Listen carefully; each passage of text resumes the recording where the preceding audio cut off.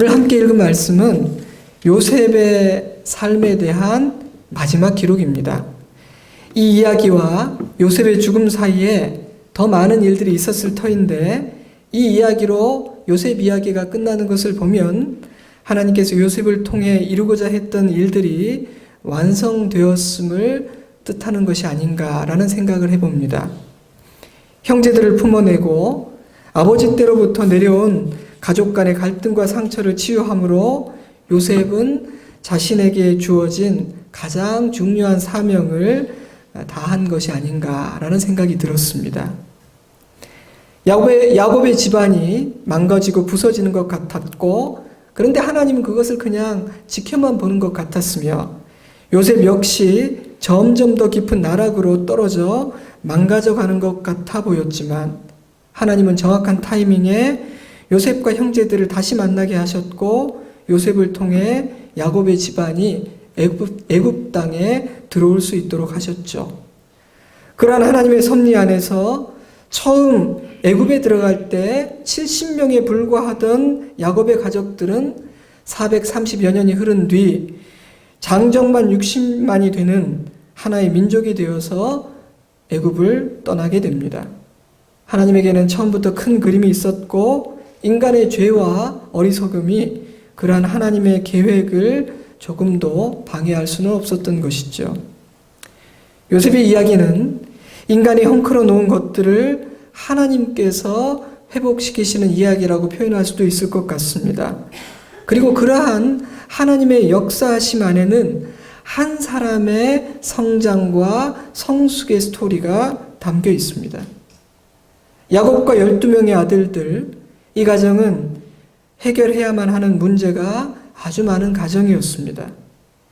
이 가정이 가지고 있는 그 문제의 뿌리를 이해하려면 아버지 야곱과 두 어머니 라헬과 레아에게까지 거슬러 올라가야 합니다.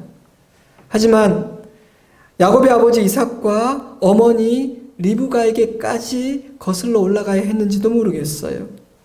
또한 라헬과 레아의 아버지이자 야곱의 외삼촌이었던 라반도 야곱 가정에 있었던 이 불행에 한몫했는지도 모르겠어요. 이렇게 윗세대로부터 내려오던 해묵은 문제들은 끊어지거나 해결되지 못한 채 대를 이어 점점 더 악화되고 있었습니다. 그리고 마침내 야곱의 아들들의 대에 이르러 터지고 말았죠.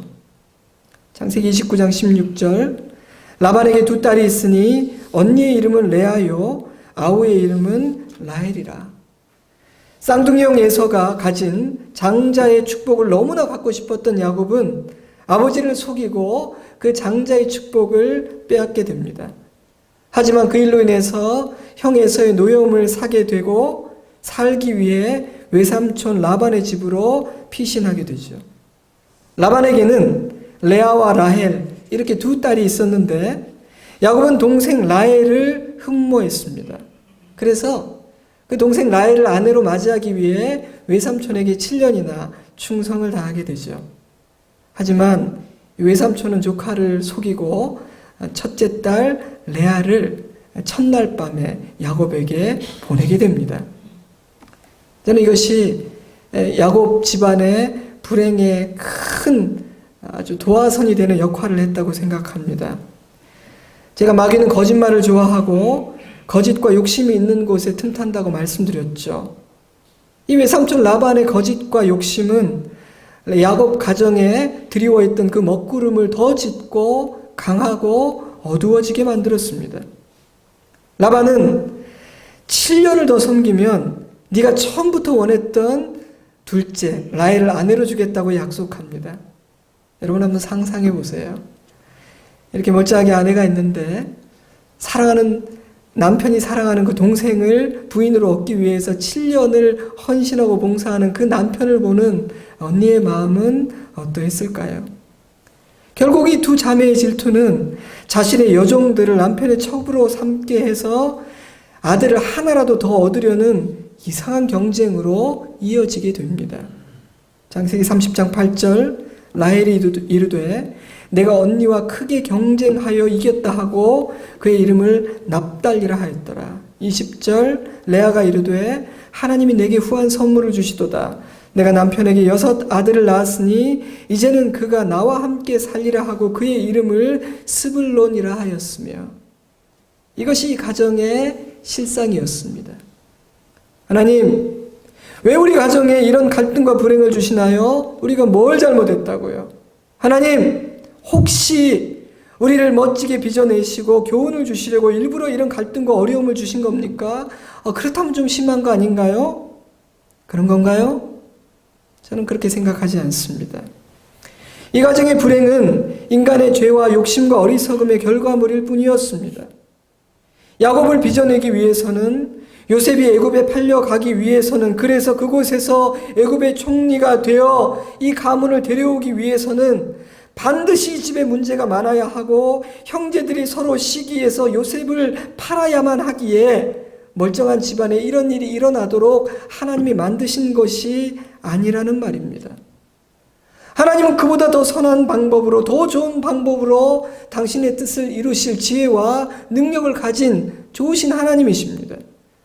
하나님은 인간이 헝클어 놓은 것들을 바로잡으시고 모든 악한 일들 가운데에서 선을 이루시는 분이시지, 멀쩡하게 잘 살아가는 하나님의 자녀들을 일부러 흔들어대고 불행하게 만드는 분이 아니시죠. 그러니 그 어떤 상황 가운데서도 우리는 하나님을 원망하고 탓할 수는 없습니다. 아버지는 가장의 역할을 하지 못했고 어머니는 그런 줏대 없는 아버지를 흔들어대고 있었기 때문에 그 가정에는 질서가 없었습니다. 여러분, 가정에 질서가 있는 것은 굉장히 중요해요. 가정의 질서가 무너지자 형제들은 패를 이루어 서로를 시기하고 다투기 시작했죠. 그러면 아들들은 아무런 책임이 없는 걸까요? 부모님 때문에 내가 이렇게 된 겁니다. 우리 부모님이 조금만 더 성숙했더라면, 그래서 나를 정말 잘 양육했더라면 나는 이런 사람이 되지는 않았을 거예요. 이렇게 변명할 수 있는 걸까요? 저는 그럴 수 없다고 생각합니다. 왜냐하면 그런 가정에서 요셉이라는 사람이 나왔거든요. 사실 망가지려면 요셉이 가장 망가졌어야 되는 거 아니겠습니까? 하지만 요셉은 망가지지 않았습니다. 저는 하나님 안에서 살아가는 사람들은 그 어떤 상황에서도 자신의 삶을 선택할 수 있다고 믿고 있습니다. 하나님의 사람들은 잘못된 고리들을 끊어낼 수 있습니다. 그것이 하나님 안에서 사는 사람들이 누리는 특권이요, 능력이요, 은혜입니다. 저는 그런 분들을 많이 알고 있습니다. 아니, 어떻게 저런 부모님 밑에서 저런 자식이 나왔을까? 어떻게 저런 환경 가운데에서 저런 사람들이 자라났지라는 사람들 말이죠. 그들은 스스로 건강하게 서 있을 뿐 아니라 내려오던 잘못된 고리들을 끊어내는 사람들입니다. 우리는 선택할 수가 있는 것이죠. 그러나 야곱의 아들들은 외삼촌과 부모들이 뿌려놓은 죄악의 씨앗들이 자라 자신들의 삶과 성품을 지배하지 못하도록 맞서 싸우지 못했던 것 같습니다. 그래서 이들은요, 시간의 흐름 속에서 더 부서지고 더 망가져만 갔죠. 결국 그런 형제들의 미움에 의해 요셉은 이방 나라의 종으로 팔려가게 됩니다. 희생양이 된 것이죠. 그러나 하나님의 계획은 놀라웠습니다. 하나님은 요셉을 당시 최강국인 애굽의 총리로 세우셨으니 말이죠. 작고 힘이 없던 소년은 애굽의 2인자가 되어 흉년을 피해 생존하기 위해 애굽을 찾아온 형들을 만나게 됩니다. 형제들 앞에 서 있는 애굽의 총리, 감히 얼굴도 똑바로 쳐다볼 수 없는 권위를 가진 그가 자신들이 죽이려 했던 아우 요셉인 것을 알았을 때 형제들의 심정은 어떠했을까요? 한 짓이 있으니까 굉장히 두려웠을 것입니다. 그러나 요셉은 그동안 세상의 힘만 갖게 된 것은 아니었어요. 창세기 45장 3절, 요셉이 그 형들에게 이르되 나는 요셉이라 내 아버지께서 아직 살아계시니까 형들이 그 앞에서 놀라서 대답하지 못하더라. 요셉이 형들에게 이르되 내게로 가까이 오소서. 그들이 가까이 가니 이르되 나는 당신들의 아우 요셉이니 당신들이 애굽의 판자라. 당신들이 나를 이곳에 팔았다고 해서 근심하지 마소서. 한탄하지 마소서. 하나님이 생명을 구원하시려고 나를 당신들보다 먼저 보내셨나이다. 누군가를 용서하고 누군가를 이해하고 누군가를 품어내는 것만큼 복음적인 장면은 없습니다. 사람들은 복수하기 위해서 힘을 기릅니다. 그러나 그리스도인들은 누군가를 품어내기 위해서 실력을 기릅니다. 사람들은 자신의 뜻을 이루기 위해 힘을 기릅니다. 그러나 하나님의 사람들은 하나님의 뜻을 이루어 드리기 위해 힘을 기르고 자신이 성장하기를 소망합니다. 요셉은 그런 사람으로 형제들과 헤어져 있는 시간 동안 그런 사람으로 성장해 있었던 것이죠.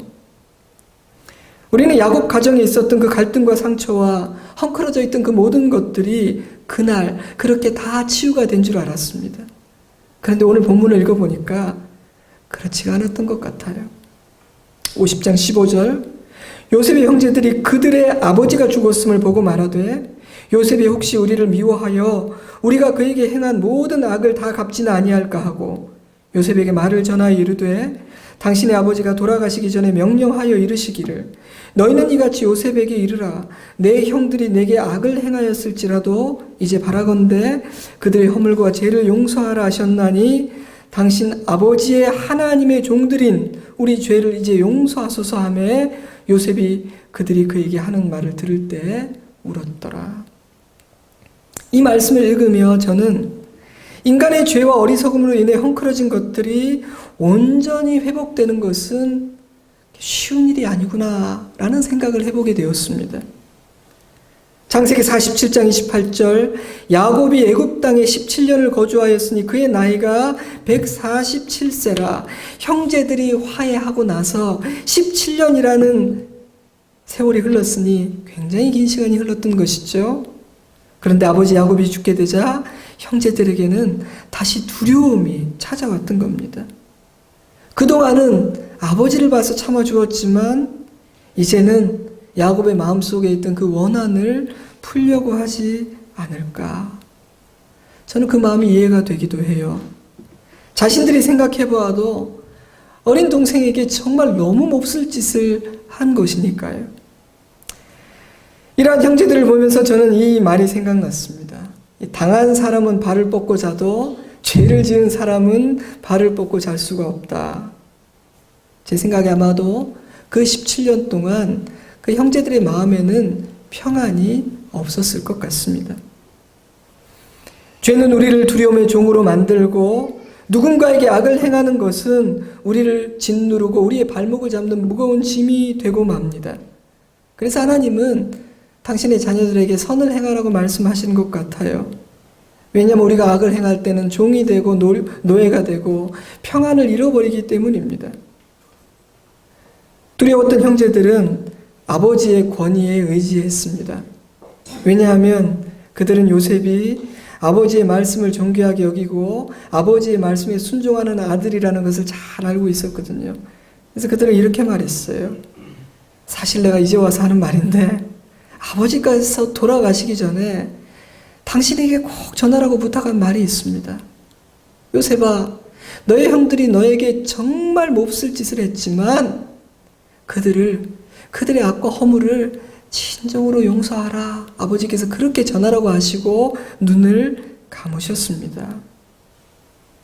제가 볼 때 이것은 거의 100% 형제들이 꾸며낸 거짓말이에요. 만약 아버지 야곱에게 정말 그런 염려가 있었다면 요셉을 불러 직접 말하지 왜 형들에게 그 말을 전하라고 했겠어요? 두려움에 사로잡힌 그들은 지극히 인간적인 방법으로 자신을 지키려고 했던 겁니다. 저는 이러한 형제들의 모습을 보면서 참 안타까운 생각이 들었어요. 요셉을 만난 이후 17년 동안 이 형제들은 잘하지를 못했구나. 이들은 그 시간 동안 하나님을 의지하는 법을 배우지 못하고 제자리 걸음을 하고 있었구나라는 생각이 들었습니다. 왜냐하면 형제들이 요셉과 처음 만난 그날 요셉이 뭐라고 말했나요?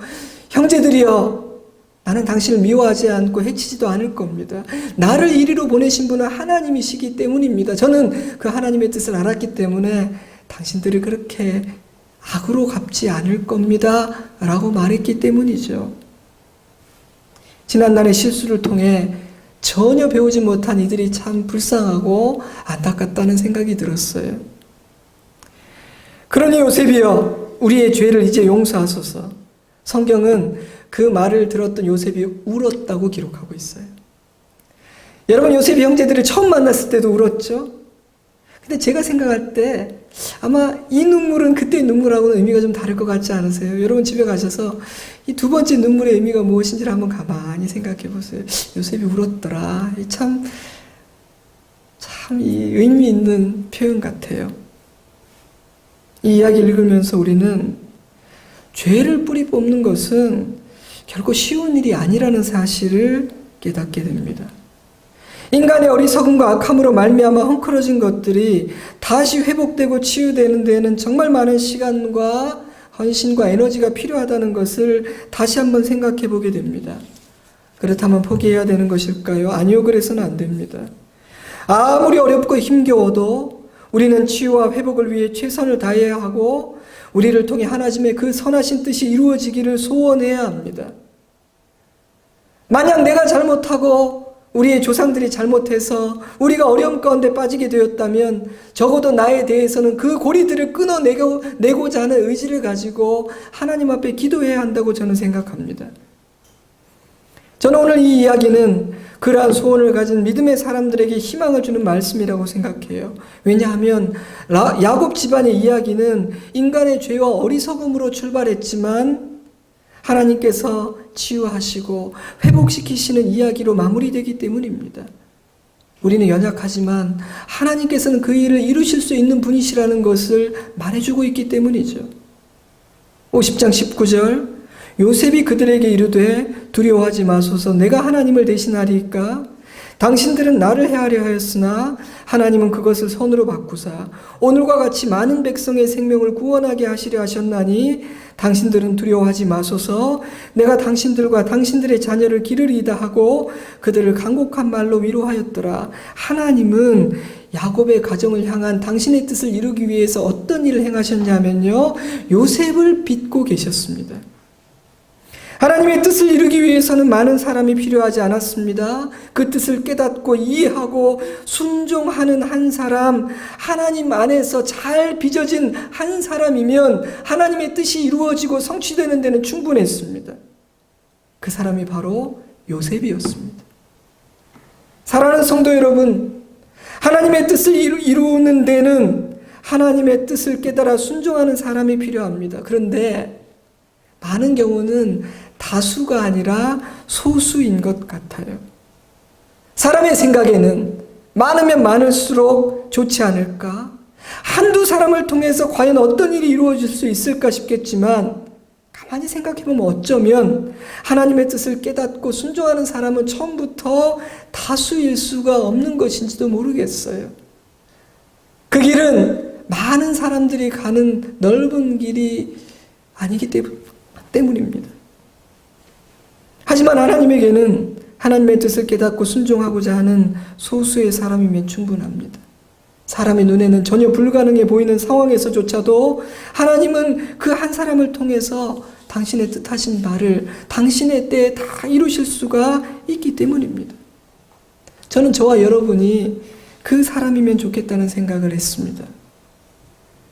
우리는 우리 가운데 요셉과 같은 사람 주시기를 기도할 수 있을 겁니다. 하나님, 우리 가정에, 우리 교회에, 이 나라에 요셉과 같은 사람, 인간이 헝클어 놓은 것들을 회복시키고 치유하고 온전케 하는 그런 하나님의 사람을 보내주세요 라고 기도할 수 있을 거예요. 그러나 우리는 우리 자신이 요셉 되기를 소원하며 기도할 수도 있을 겁니다. 하나님, 제가 요셉이 될 수는 없을까요? 저를 통해서 악의 고리들을 끊어내고 하나님의 새로운 일들이 시작되는 그 일이 이루어질 수는 없을까요? 라고 기도할 수도 있을 것 같습니다. 쉽지 않은 기도일지도 모르겠어요. 그러나 저는 우리가 그러한 사람일 수 있다면 그것은 얼마나 영광스럽고 감사한 일일까라는 생각이 들었어요. 나를 통해 우리 가정이 새롭게 되고 우리 교회가 지켜지고 우리나라가 새로워질 수 있다면 얼마나 감사한 일일까요? 때문에 저는 우리 안에 하나님께서 나를 통해 하나님의 선한 일을 이루어 주시면 정말 좋겠다라는 소원이 있기를 바랍니다. 실력이 부족하고 믿음이 부족해도 하나님은 그런 소원을 가진 사람을 통해서 새 일을 행하시거든요. 망가진 것을 고치고 깨어진 것을 붙이고 악한 것들을 끊어내고 새 일을 이루시거든요. 여러분 안에 그런 선한 소원이 있습니까? 오늘 말씀은 그렇게 하나님의 뜻을 이루는 사람들은 과연 어떤 모습인지에 대한 힌트를 주는 것 같아요. 다르게 표현하면 우리가 무엇을 추구하고 우리가 어떤 모습으로 성장해 가야 하는지에 대해서 가르쳐주고 있다고 표현할 수도 있을 것 같습니다. 요셉은요, 하나님의 뜻을 이루는 사람은 사람을 품는 실력을 가진 사람이라고 말하고 있다는 생각이 들었어요. 하나님의 뜻을 이루는 사람은 사람을 품는 실력을 가진 사람이다. 여러분, 하나님의 뜻을 이루어 드리고 싶으세요? 그러면 사람 품는 실력을 기르세요. 하나님의 의를 이루고 깨어진 것들을 회복시키며 상처를 치유하는 하나님의 일에 쓰임 받기를 원하세요? 그러면 사람 품는 실력을 기르셔야 합니다. 그 그릇이 커지지 못한다면 우리는 한 가정의 상처를 치유하고 교회와 하나님의 나라를 향한 하나님의 선하신 뜻을 이루어 드리는 도구가 될 수 없어요. 많은 사람들은 믿음, 비전, 실력, 유능함 이런 것들이 하나님의 뜻을 이루고 하나님의 나라를 확장시키는 데 중요한 것들이라고 생각하는 것 같습니다. 네, 맞습니다. 중요한 가치와 덕목들이죠. 그러나 하나님의 나라는 사람을 품는 실력을 가진 사람들을 통해서 확장됩니다. 치유와 회복은 사람을 품는 실력을 가진 사람들을 통해서 이루어지지 그저 똑똑하고 유능하고 힘을 가진 사람들을 통해 이루어지는 것 같지는 않아요. 오히려 스스로 자신이 남보다 더 잘났다고 생각하는 사람들이 일을 망치고 그르치는 것을 저는 훨씬 더 많이 본 것 같아요. 고난과 시련을 통해 빚어진 요셉에게 참으로 두드러지고 빛나는 부분은 형제들을 품는 실력이었습니다. 창세기 50장 21절 당신들은 두려워하지 마소서 내가 당신들과 당신들의 자녀를 기르리다 하고 그들을 간곡한 말로 위로하였더라. 요셉은 형제들의 자녀들을 책임지겠다고 말했습니다. 그리고 간곡히 그들을 위로했죠. 아버지가 죽자 형제들이 두려워했던 이유는 요셉을 자신들과 같은 수준으로 생각하고 있었기 때문입니다. 만약 나에게 나를 해하려 했던 자들을 벌할 수 있는 힘이 주어진다면 나는 과연 어떻게 할 것인가를 생각해 보니까 덜컥 겁이 나기 시작했던 거예요. 왜냐하면 자기라면 복수했을 것 같거든요. 자기라면 응당한 대가를 지불하게 했을 것 같았거든요. 그러나 여러분, 그 형제들이 조금 더 성장하지 못했던 그 시간 동안 요셉은 성장해 있었습니다. 어쩌면 형제들은 그동안 우리 아우 요셉은 지위만 높아진 것이 아니라 우리와는 전혀 다른 그릇을 가진 사람이 되었구나. 그동안 우리는 제자리 걸음을 하고 있었는데 우리 아우 요셉은 성장하고 깊어졌구나라고 생각했을지도 모르겠어요. 여러분, 우리를 오래간만에 만난 사람이 당신 못 본 사이에 도대체 무슨 일이 있었던 겁니까? 왜 이렇게 넉넉해지고 왜 이렇게 성숙해졌죠? 그동안 무슨 일이 있은 거예요? 라고 말한다면 얼마나 감사한 일이겠어요? 이런 생각을 하다가 제가 오래전에 어떤 선배를 만났던 기억이 났어요. 그 선배는 대학 시절에 참 잘난 선배였습니다. 진짜 모든 면에서 잘났어요. 집안도 괜찮고 부유했고 똑똑하고 그러면 좀 외모라도 떨어져야 되는데 인물도 괜찮고 키도 크고 얼굴도 부리부리하고 그래서 모든 사람들이 볼 때 와, 참 잘난 사람이다. 거기다 하나님까지 사랑하고 헌신하니까. 하지만 그 당시 그 선배를 떠올려 보면 참 대단한 사람이야. 참 내가 따라가기 힘든 선배야. 잘난 사람이야. 똑똑한 사람이야. 이런 생각은 들었지만 저에게 감동을 주는 선배는 아니었던 것 같아요. 그런데 10몇 년이 지난 다음 우연히 어떻게 다시 만나게 되었는데 그분이 얼마나 겸손해져 있고 얼마나 온유하고 얼마나 넉넉해져 있는지 제가 대화를 하는 가운데 이렇게 그분에게 빠져드는 느낌이 들었어요. 농담이 아니고요. 그 대화 가운데 그분 안에서 제가 예수님을 느낄 수가 있었습니다. 그래서 제가 속으로 그런 생각을 했어요. 그동안 무슨 일이 있었던 거지? 그때 제가 그 선배를 보면서 나도 나이가 들고 오래간만에 나를 만난 사람들이 나를 보면서 내가 이 선배에게 느낀 이런 느낌을 받을 수 있다면 얼마나 좋을까 하는 소원을 가졌던 기억이 나요. 사랑하는 성도 여러분, 하나님의 일은 사람을 품는 실력을 가진 사람들을 통해서 이루어집니다. 저는 요셉을 통해서 하나님의 정의가 실현되었다고 생각해요. 그런데 그 정의는 형제들의 죄를 벌하는 것이 아니라 요셉이 그 형제들을 모두 품어내는 것으로 실현되었죠. 하나님은 거룩하고 공의로우십니다.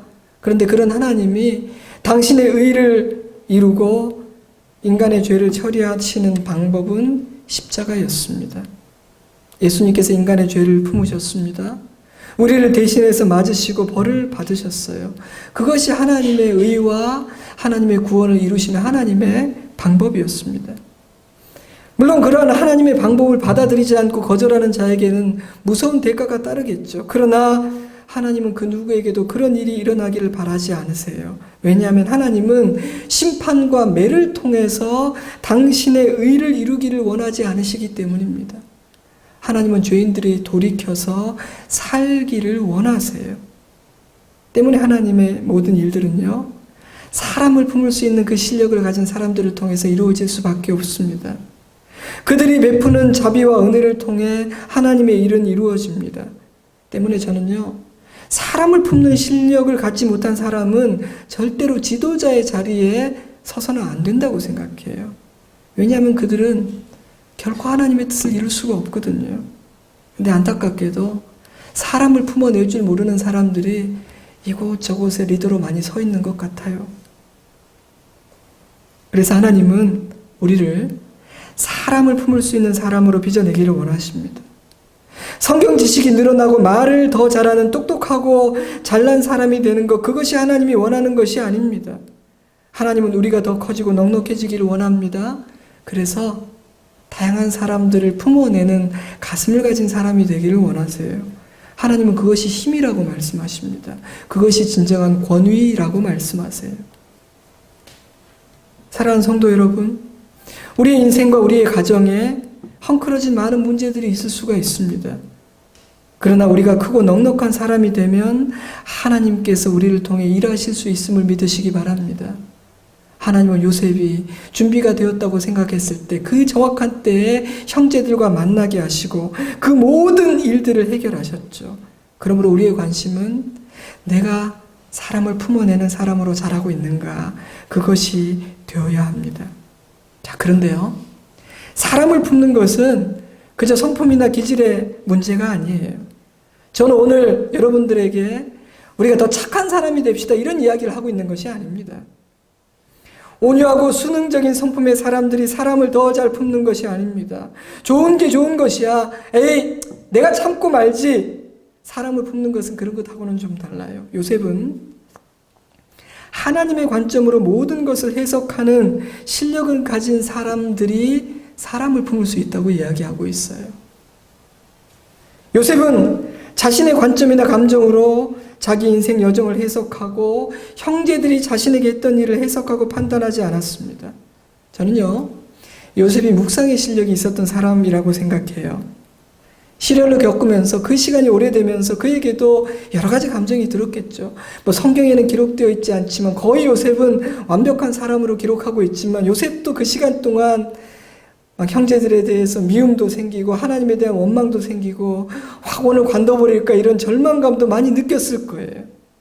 하지만 감사하게도 요셉은 자기의 마음과 생각을 하나님 안에서 지켜냈죠. 그리고 어느 날 요셉의 총리가 되었을 때 그는 시간이 좀 더 생겼으니까, 여유가 생겼으니까 지나온 자신의 인생 여정을 회고하고 돌아보고 묵상해 보았을 것입니다. 그러다 보니 그 안에 하나님의 섭리와 뜻이 있다는 것을 깨닫게 되었고요.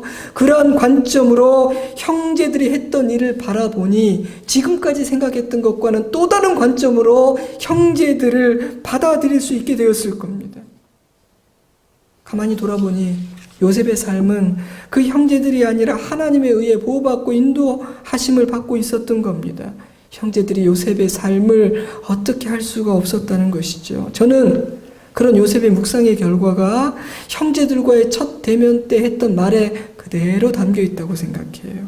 창세기 45장 7절, 하나님이 큰 구원으로 당신들의 생명을 보존하고 당신들의 후손을 세상에 두시려고 나를 당신들보다 먼저 보내셨나니 그런즉 나를 이리로 보낸 이는 당신들이 아니요 하나님이시라. 사랑하는 성도 여러분, 사람을 품는 실력은 기질과 성품 그 이상의 문제입니다. 하나님의 뜻을 이해한 사람, 하나님의 관점으로 모든 것들을 해석해낼 수 있는 사람만이 진정으로 사람을 품을 수 있습니다. 그러므로 사람 품는 실력을 가지고 싶으세요?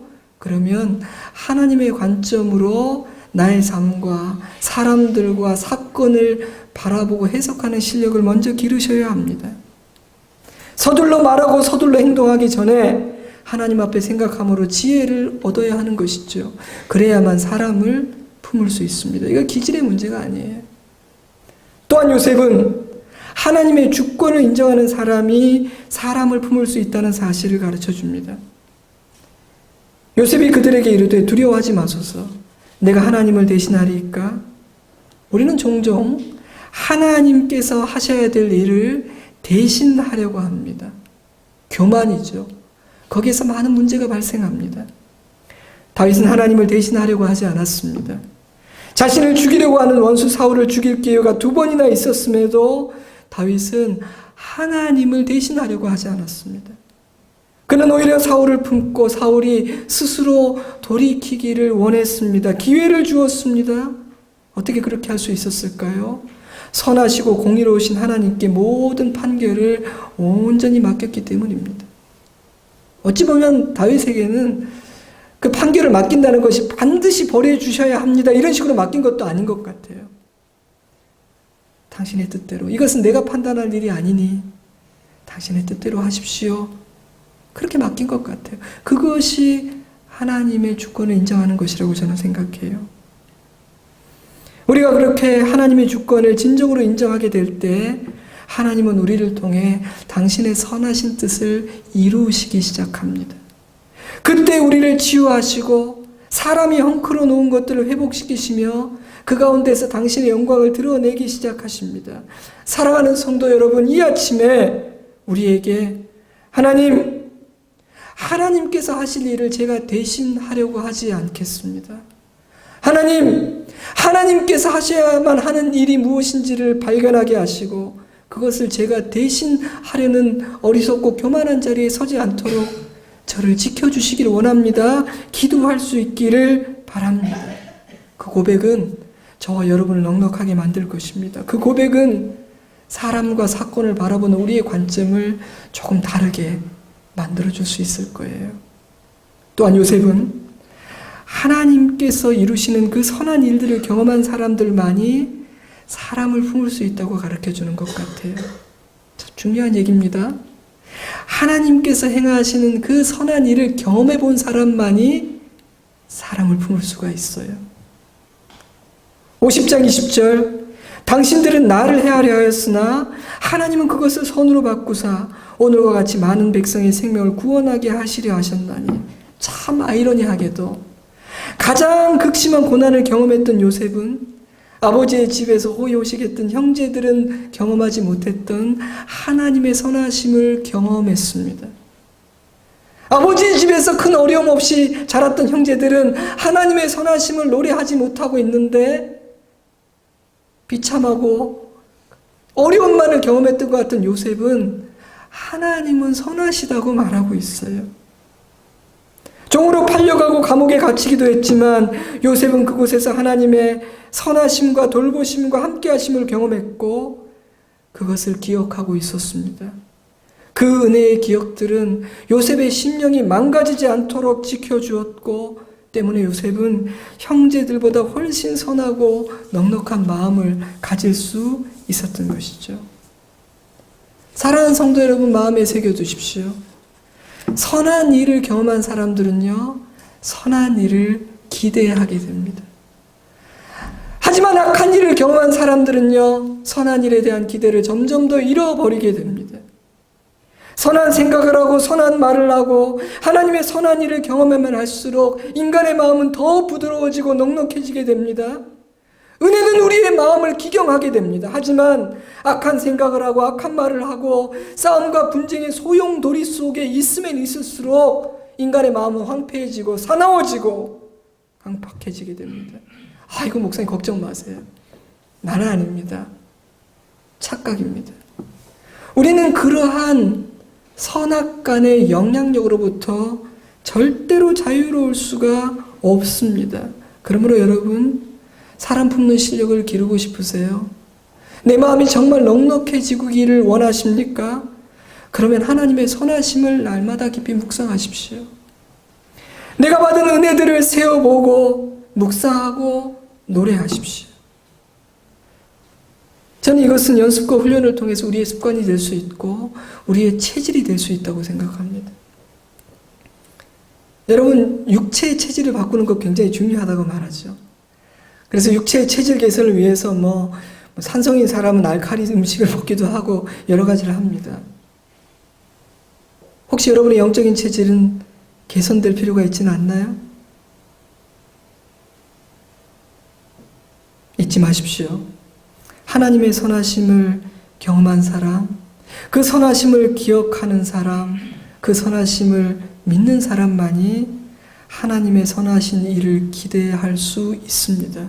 그리고 그런 사람의 가슴만이 넉넉해지고 사람을 품을 수 있게 됩니다. 자, 그런데요, 이 이야기는 사람 품는 실력은 나이나 환경하고는 아무런 관계가 없다는 것도 말해주고 있어요. 여러분, 요셉이 몇째입니까? 그죠? 11째죠? 거의 막내죠. 그런데 이 막내가 형들을 품죠.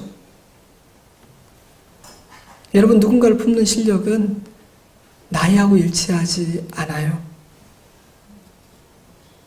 성숙한 사람이 미성숙한 사람을 품는 겁니다. 요셉은 거의 막내였지만 가장 크고 성숙한 사람이었기 때문에 아버지를 품고 형들을 품었어요.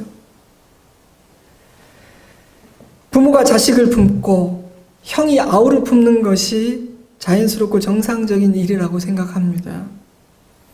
하지만 만약 자식이 부모보다 더 성숙하다면 자식이 부모를 품는 것도 멋진 일이고 하나님 기뻐하실 일이죠. 만약 아우가 형보다 더 성숙하다면 동생이 형님 오빠들을 품는 것도 귀한 일이며 칭찬받을 일이라고 생각합니다.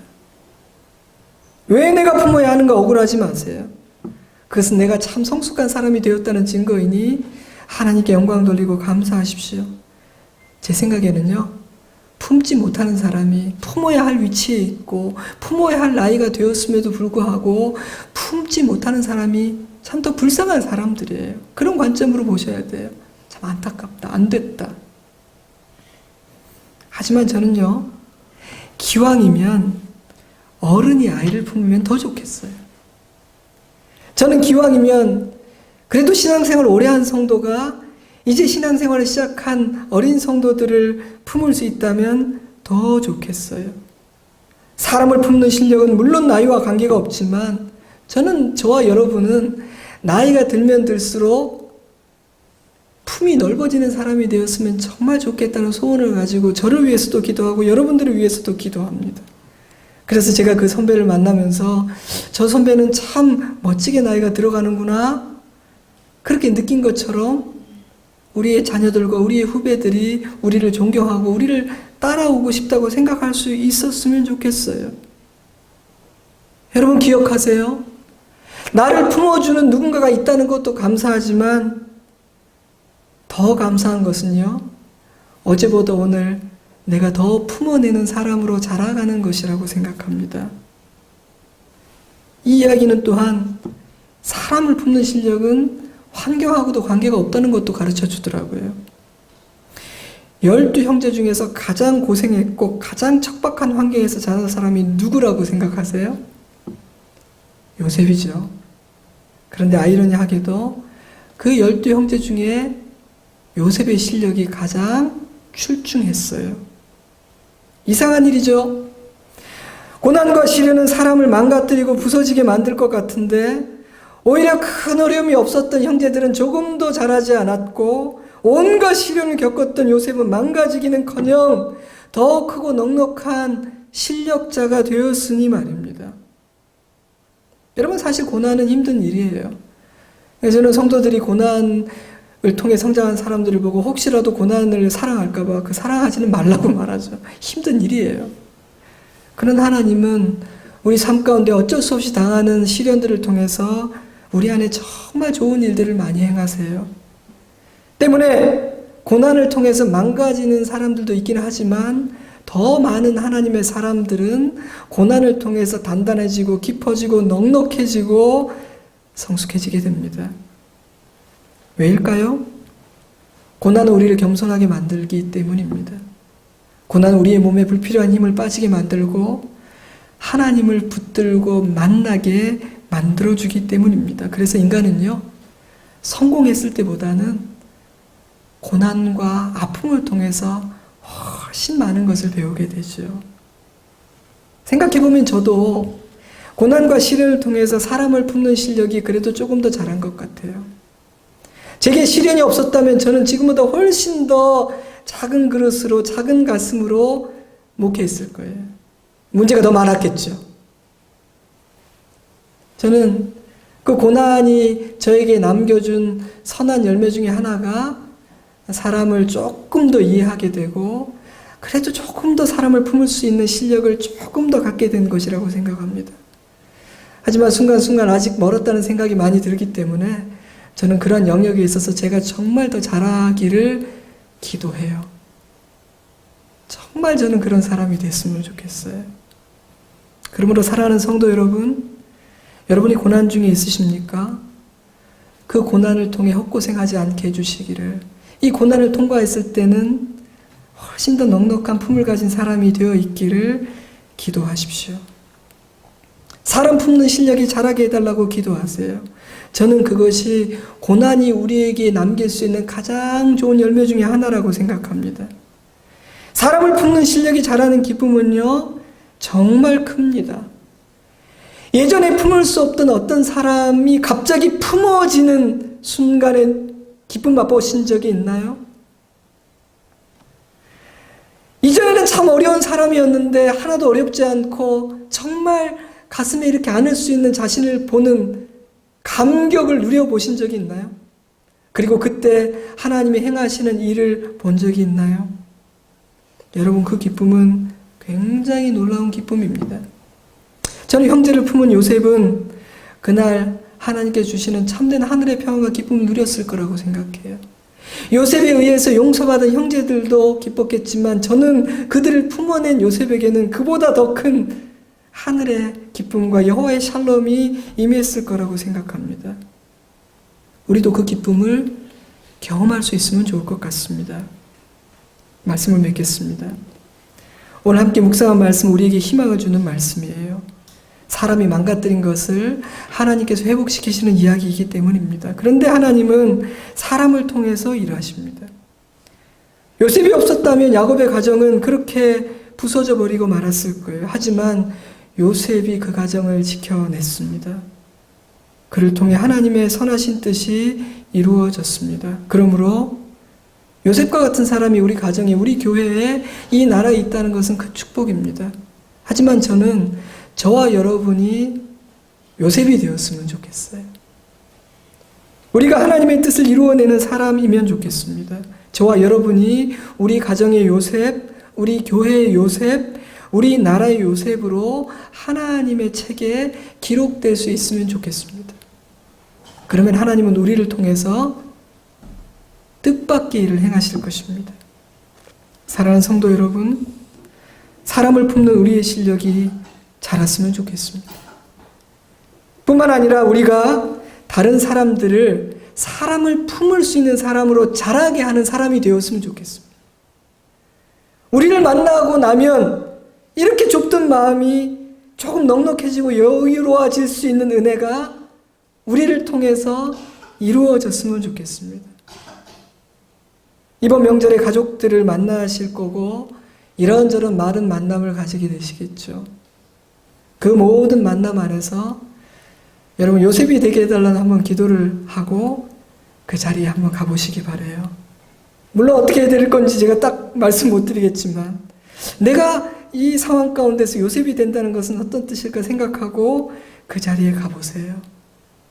그리고 하나님께서 이루시는 그 선한 일 회복시키시고 치유하시고 그 구원을 성취하시는 그 하나님의 선한 일을 보는 감격이 우리에게 있기를 주님의 이름으로 축복합니다. 기도하겠습니다.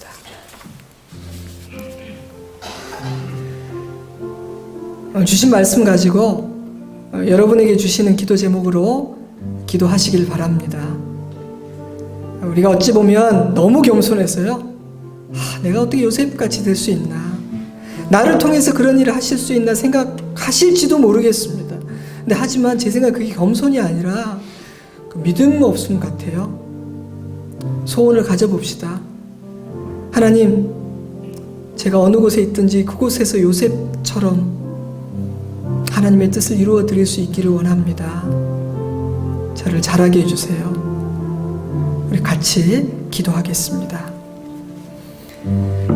아버지 하나님, 아버지 하나님, 하나님 아버지, 주여 아버지 도와주시옵소서.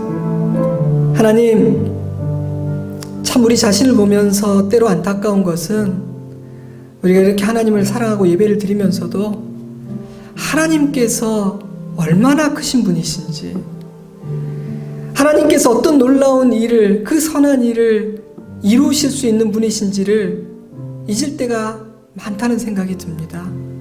그래서 하나님이 행하실 일에 대한 기대도 적고 또 하나님께서 나를 통해서 행하실 일에 대한 소원도 적은 것 같다는 생각이 듭니다.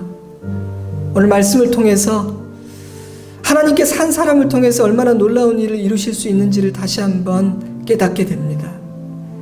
인간이 아무리 헝클어 놓아도 하나님이 쓰고자 하는 그 한 사람을 짓밟고 죽이려 해도 하나님은 그 사람을 빚어내시고 그를 통해 아버지의 뜻을 이루시는 것들을 깨닫게 됩니다. 주님, 우리가 우리 가정의 요셉 되게 하시고 우리 좋은 씨앗교회의 요셉이 되게 하시고 이 나라의 요셉이 되게 하여 주시옵소서. 사람 품어내는 실력 갖고 싶습니다. 여호와의 주권을 인정하고 하나님의 관점으로 사람과 사건을 해석하고 우리에게 이루어진 그 선한 일들을 묵상함으로 사람 품는 실력 갖기를 원합니다. 우리의 믿음과 성품이 우리의 나이에 걸맞기를 소원합니다.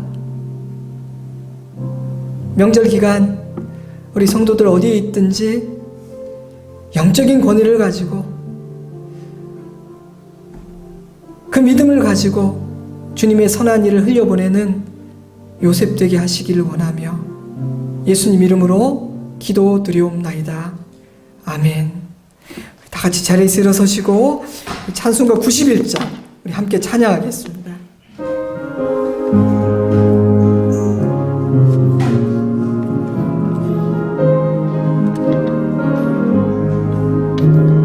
슬픈 마음 있는 사람 예수 이름 믿으면 영원토록 변함없는 기쁜 마음 얻으리. 예수의 이름은 세상의 소망이요 예수의 이름은 전국의 기쁨일세. 우리 갈 길 나간 후에 보좌 앞에 나가 왕의 왕께 경배하며 멸관을 누리리.